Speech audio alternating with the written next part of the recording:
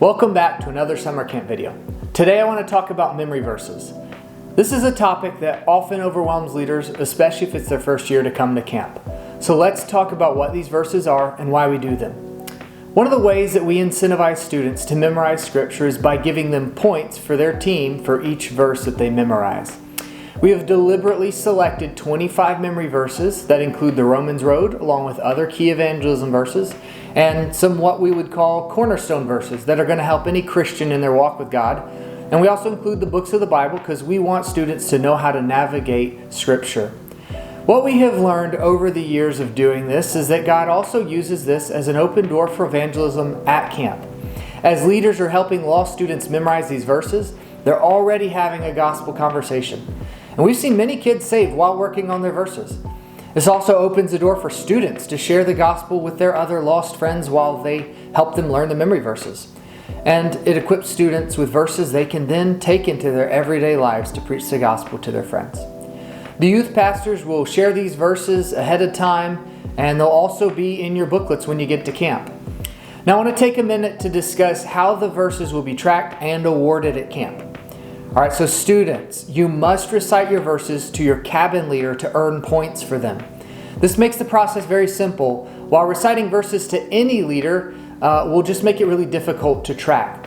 So you may recite verses to any leader as you practice, but in order to receive the points, you must say them to your cabin leader so that that leader can tally up your verses and deliver them to the games master.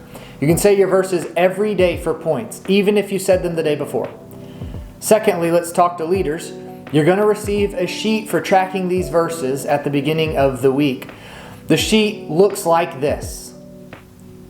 On the back are the instructions for how to use this sheet, but it is pretty self-explanatory. When a student recites a verse to you, ask for his or her team color and place a tally in the box for that team for that day. We don't need any names, just the number of verses turned in for each team. When a student informs you that he or she has now recited every verse and all the books of the Bible for that day, you will place a tally under completions.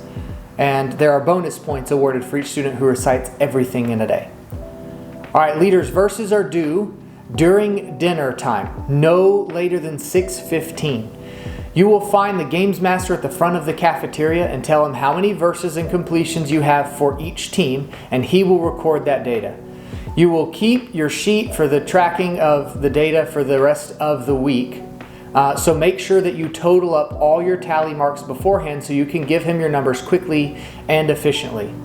The responsibility to get these numbers turned in is on you as a leader, so don't let your students down. They're going to be working really hard to get their verses done, so make sure you work just as hard to make sure that they get the points they've earned. It's not possible for the games master to keep track of anyone, so you must get them to him on time so that he can get the points over to our editor by 6:30 to present at the beginning of service. Students, you can help by reminding your leaders to get these turned in so you don't miss your points.